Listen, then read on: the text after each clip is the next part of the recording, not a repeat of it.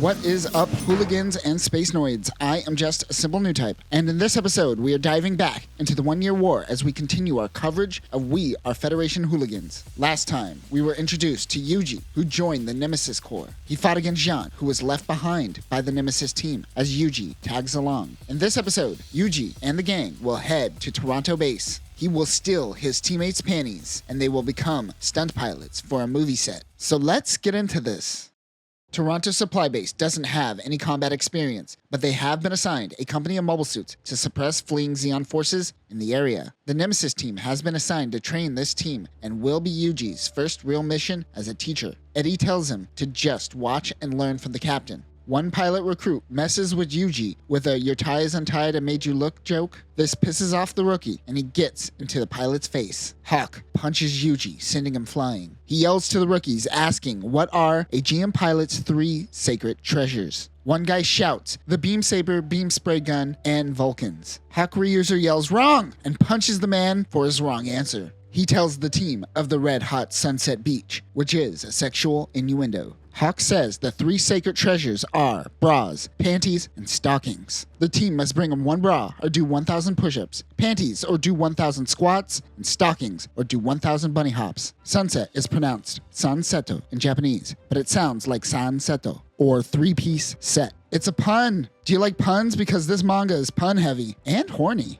Hawk says they have 15 minutes. Everyone is confused, so he begins punching people until they begin their training. Yuji watches on in excitement, but Hawk turns around and tells Yuji that he has to sanseto as well. Hawk proceeds to punch Yuji again. Yuji is drinking a shitty Mam Cola while lamenting about the captain. Mam Cola. He needs to get them panties. He goes into Eddie's room and grabs her panties and runs out. They're able to make it out before she notices who it is. The rookie who was with him begins puking. Come on, man, it was a tiny sprint and you're in the military. Pull yourself together. One guy brings Hawk a brand new bra, but he knows that it was never used. How does he know? He knows. That is when Eddie comes in and tells Captain Hawk that Yuji took her panties. He wonders how she knew. Apparently, Mam Cola has soy in it, and Hawk is allergic to soy. Remember this for later. Also, he is an idiot and left his Mam Cola in her room. Hawk kicks over the box of the 3 treasures. Hawk asks Yuji what the hell does he think he's doing. Yuji goes,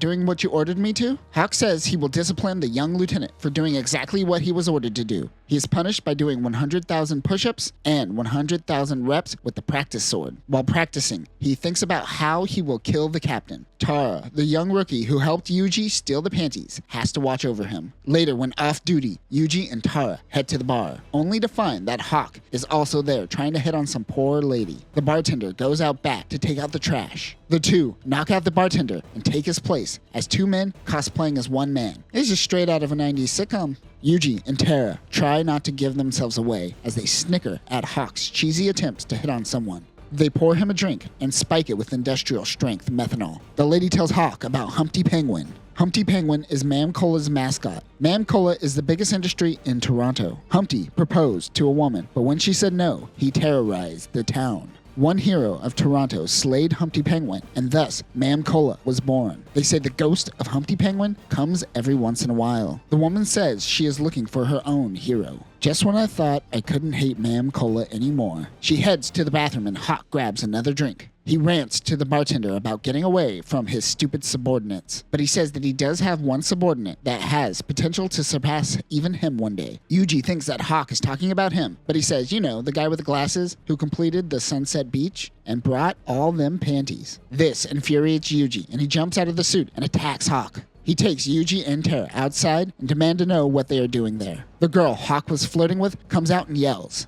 There are Xeon mobile suits attacking the city. One man yells that it is the ghost of Humpty Penguin. He says the spirit of Mam Cola is angry with him. Yuji looks at him and says, Humpty Penguin? It's just a Zock. It kind of makes you wonder how many urban legends were created during the 1-year war. Hawk says he will slay Humpty Penguin and become the hero. They all head back to the base. An anti-mobile suit team has been sent out. It is just a lone mobile suit. Hawk notes that the Zock is a diversion for something else. They initiate Plan A, a giant hole. For reals, a giant hole? Of course, the Zock jumps over it, no problem. It is time for Plan B. Power lines. Power lines? Are you kidding me? Of course, this fails as well. What, are you going to tell me that they try to use a net next?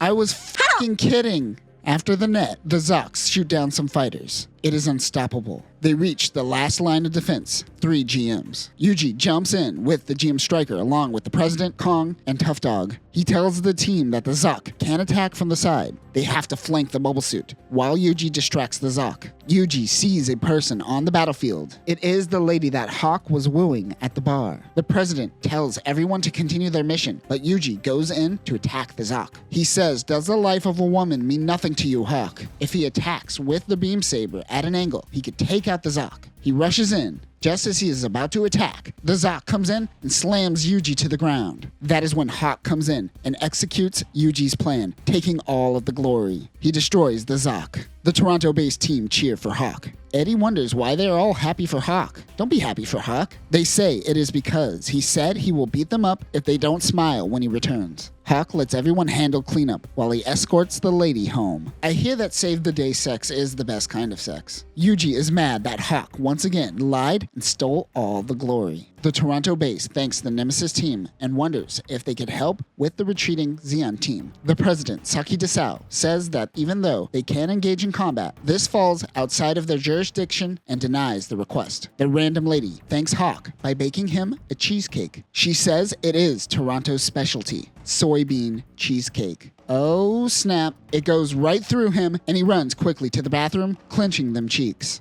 I told you that the soy would come back to bite him. Eddie talks to Desao regarding the Medea incident the other day. She informs him that the crew members they rescued all died in an accident shortly after. That is such a great moment to go out on. The chapter could have ended there, but no, they couldn't resist. They had to end it with Hawk taking a shit and blowing up that poor girl's toilet. I guess no one's getting laid, but certainly something's getting wrecked. A team is scouting out a small town. There are audio signatures coming from their 12 o'clock. A heat rod comes out of nowhere. A GM slides underneath the heat rod. One GM is attacked. He falls down and looks up to find 2 goofs and a Zaku standing over him. Hey, wait a minute. Those are GMs cosplaying as Zeon mobile suits. A director yells, "Cut." It is a movie set. The Nemesis team is working as stunt pilots and helping train the new stunt crew on set. The director nitpicks to Eddie about the direction not being realistic enough. She looks at the fake Zeon suits and says, "Since when are costumes realistic?" and walks away. They are more or less waiting for EFF's big operation to take back California base on the West Coast. They have recently taken back Ellsworth base as they make plans towards California. The Nemesis team is going to head out and help the mass media record the situation. Eddie is chastising the Cherry Blossom crew, which consists of all females. One of the girls is Ensign Sherry Ford. She is Colonel Peter Ford's daughter, and nepotism got her a position on the Cherry Blossoms. Desao is talking to a compatriot who has been assigned to Solomon in space, and things on Earth are starting to calm down. He suggests that the Nemesis team isn't going to be around forever and to consider other opportunities. Desao responds by saying an ear of wheat bends with the wind.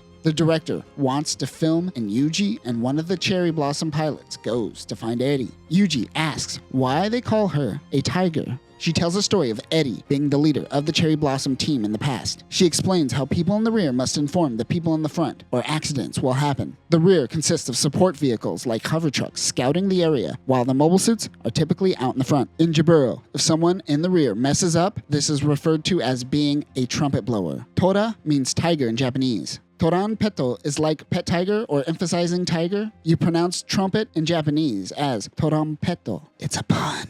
That is how Eddie got her name, the cursed Toranpeto of Jaburo, or the cursed tiger. That was a lot of work to go for a pun. I remember the days of Yakitate Japan when the puns were efficient and to the point. I miss Yakitate Japan. この日本人女神の手をこんなの誰にでもできるじゃんか。